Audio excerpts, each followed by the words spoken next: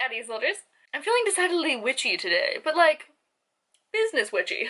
I've tried to film this freaking video like 4 times and for some reason it just fails every time. But today I'm feeling my makeup and I feel like myself doing my own makeup is like lightning striking the same place twice. Like, it's very rare. I doubt that this is gonna happen again anytime soon. So while I'm at peak makeup skill, we're gonna film a video.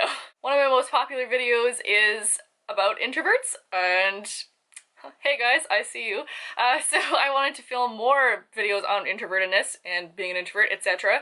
And today is gonna be one of those days. In this video, I'm going to go over my top 4 pieces of advice for introverts, like myself. First piece of advice I'm eventually going to make an entire video on, that is to fake it till you make it. For example, right now, I'm being loud and talkative, I put a face on, I'm talking to all you guys, and I am faking it right now because I don't really feel like a human being today. I feel kind of like down and tired and what have you.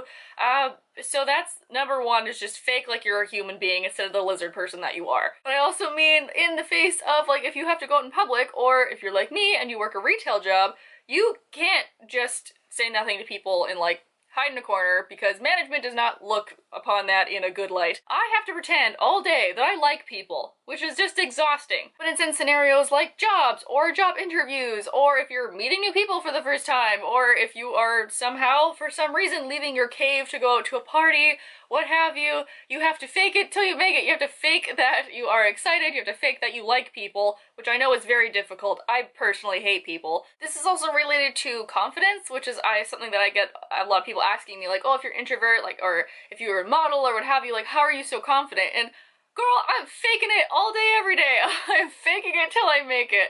And really, that's like one of the best pieces of advice that I could possibly give to anybody. I will eventually make this whole video.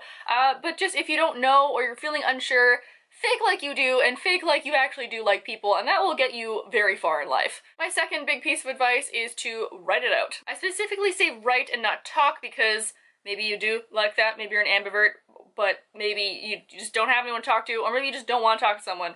Write it down. I feel like as an introvert, I tend to internalize a lot of stuff. I tend to take in everything around me, and at the end of the day, sometimes there's just so much inside of you that you can either get anxious or you feel like really bogged down. So having an outlet to get all of those feelings out is a really good thing to have. Maybe if you're a writer, you could write it out in a poem or a short story or something, or you can even start journaling. Maybe you should start a blog, just somewhere to like write down some thoughts, to be able to kind of cleanse yourself of things that you've been thinking and like muddling around in your brain, because I feel like sometimes we take in so much and we need to be able to let it go. My third piece of advice is more like life advice in general for introverts, and that is to take steps outside of your comfort zone, but don't take steps outside of who you are. Let me explain this. So I feel like personally, I may not break out into a musical jazz number on the SkyTrain. I mean, I am a theater kid, so I mean, anything's possible at this point, really. But I might go and compliment a stranger on their boots. In this scenario, my comfort zone is to be quiet and not talk to anybody and be in my little bubble. So to be outside my comfort zone is to actively talk to someone of my own volition. Going over to someone and being like, initiating a conversation, saying, hey, I really like your boots. That's something that I would do. That's something that's maybe outside my comfort zone, but it's not something that I could not possibly conceive myself doing, if that makes any sense. On the other hand, maybe going to like a screamo rock concert or skydiving is something that's very outside my comfort zone, and it's outside of who I am as a person. Like, I don't like screamo metal music, so I don't see why I should go there. And that's definitely outside of my comfort zone. But not in a good way. That's kind of outside of who I am as a person. Like, I don't enjoy that. I don't enjoy the noise. I don't enjoy the people. And having that all together is something that I would not do as a person. And my fourth piece of advice is to know when to stop. Personally, I feel like there are times when I am kind of done, like mentally and physically done, if you know what I mean, where you're just like so tired and you're so just like, I need to sit down, it's too much all at once, I need to be quiet. But I push myself past that because either there's a bunch of other people there and I feel like I'd be holding them down or holding them back, or I feel like I need to get this thing done, otherwise like I'm never gonna be successful in life if I don't do this one homework assignment.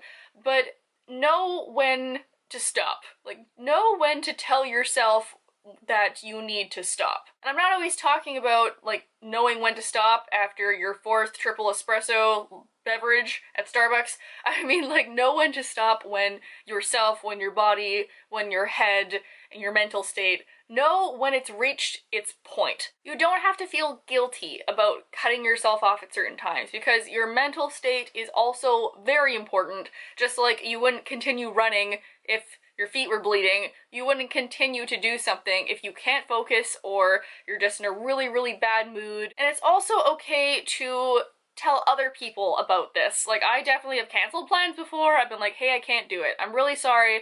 My mind's not in the right place, or I'm just feeling so terrible today, like I can't go out and I can't do it. And I'm lucky to have friends and family that understand this, that will be like, no problem, you take a day in. Or describe these feelings to people that are around you to kind of help them understand you a little bit more, so they are more up to date with your limits. Now, if you are like super depressed and don't want to get up and are super unmotivated all day every day, you probably should see a doctor about that, because there are things that can help you with that, be it counseling or medication or what have you. But everyone's gonna have their off days, and I feel like as introverts we have them more often because there's just so much that we take in all the time from being outside and being in an extroverted environment that we need more breaks. And this break can be 15 minutes, or it can be an entire week, and that's up to you to decide. So there we are. I hope some of these pieces of advice helped you out. Let me know down below if you want me to expand on any of them. Definitely gonna be making another fake it till you make it video, just because it's like one of my favorite things to say ever. And it's very true. It's one of the best pieces of advice I ever got, one of the best pieces of advice I ever give to people. As introverts, we need to, we need to stick together. We need to, but like separately in our own homes, like alone. But it's really great to have introverted friends. Like, they get it. They understand that maybe you can't make the lunch date, or maybe you just want to get together and read the whole day. Like, I have done that multiple times with my friends.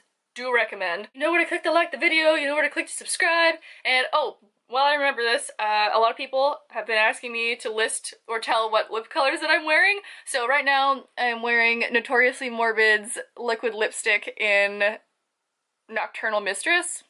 Yes, very witchy theme today. I think it was that just seeing that on the tube brought me in a witchy mood. I hope you guys are having a nice day wherever you are, and I will see you all next week. Bye!